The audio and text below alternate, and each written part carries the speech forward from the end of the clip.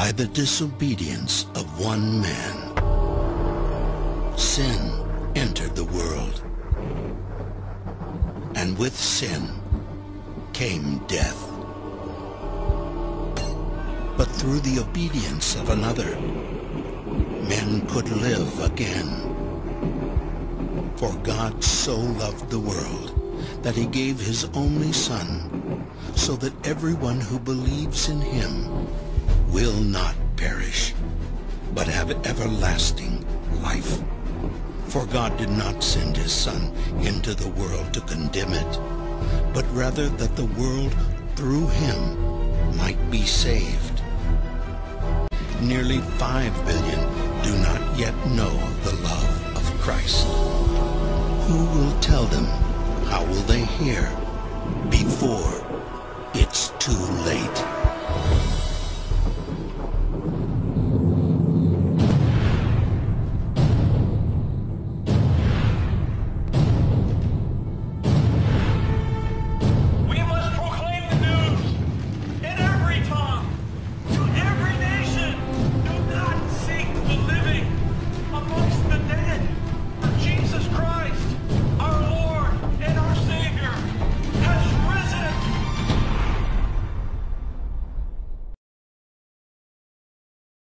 What if?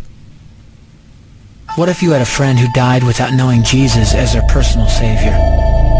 What if he or she went to hell?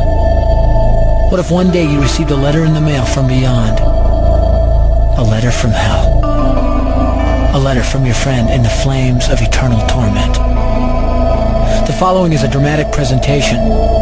It was written by a fictitious high school student named Josh to a friend named Zach. Although Zach had every opportunity to tell Josh about Jesus, he didn't. They were best friends. They played soccer together, they went to classes together, they partied together, they shared their lives with each other. But there was one thing Zach held back from Josh: his personal relationship with Jesus Christ. The rest of the story is simple and sad. A few too many beers, a tragic drive home, a crash, a death, a funeral, a letter. Here is that letter in its entirety. A letter from hell.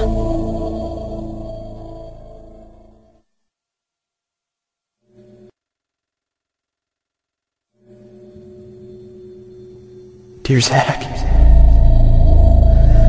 I died today. It's a lot different than I expected. You see, I always thought dying would bring me into a world that's foggy and hazy. But this place is crystal clear. It's even more real than my life on Earth. I can think. I can talk. I can even feel. Right after the wreck, I could feel my spirit leaving my body. It was the weirdest thing, Zach. I thought I heard you screaming out to me, man. I must have been just imagining things. At first, I was just standing in line, getting registered, I guess. They asked me for my name, and began to look in this thing they called the Book of Life. I guess they couldn't find it though, because this huge angel standing next to me grabbed me by the arm and started dragging me away. I was terrified. I had no idea what was going on. I asked the angel where he was taking me, but he didn't answer. So I asked him again. Finally, he told me that only those whose names were written in the Book of Life could enter into heaven. And the rest would be condemned to hell forever. Man, I was scared.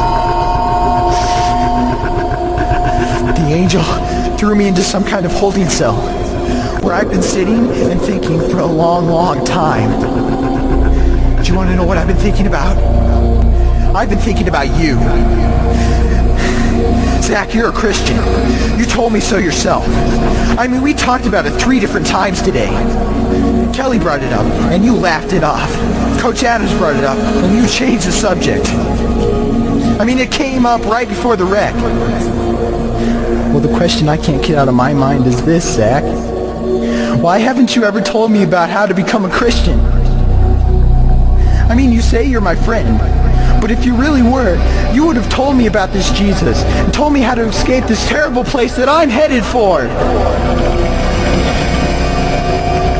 I can feel my heart pounding in my chest. The angels who have been chosen to cast me into hell are coming down the hallway. I can hear their footsteps. I've heard of this hell, Zach. They call it the lake of fire. I can't stand it, Zach. I'm terrified. No, the angels are at the door. Oh, no. No! They're coming in, and they're pointing at me. They're grabbing me and carrying me out of the room. I can already smell the burning sulfur and brimstone. I can see the edge of the cliff where hell burns. This is it. I am without hope. We're coming closer. Closer. Closer. My heart is bursting with fear. They're holding me over the flames. I'm damned forever. This is it. They have thrown me in. Fire. Pain. Hell. Why, Zach? Why didn't you ever tell me about Jesus?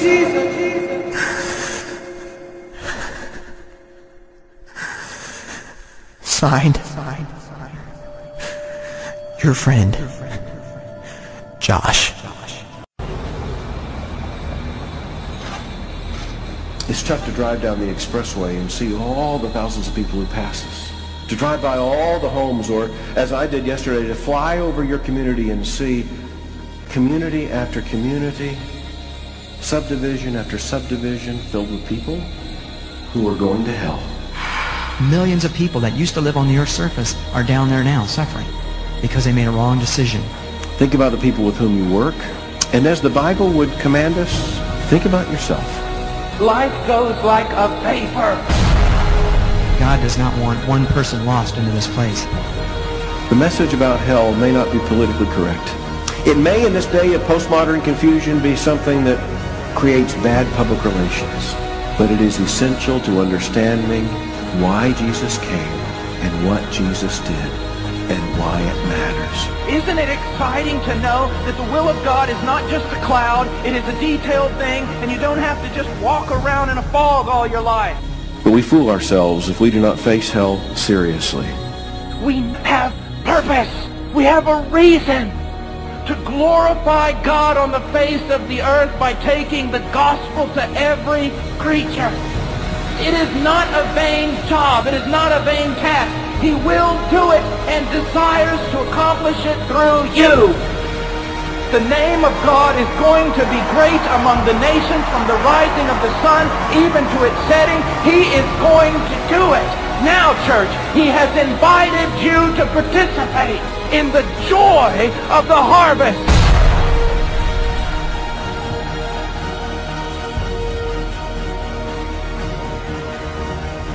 What a day it will be for those who left houses and lands and this and that and everything to serve their Lord on the foreign field. And what a day it will be for those like you who helped put them there.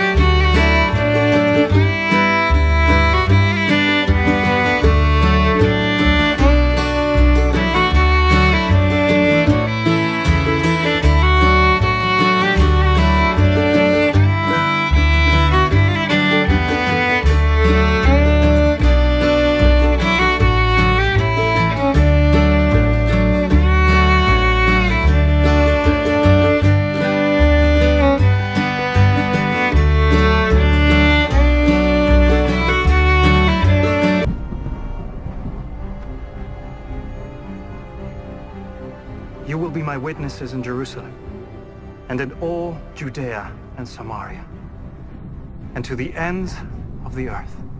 Go into the world and preach the gospel to all creation.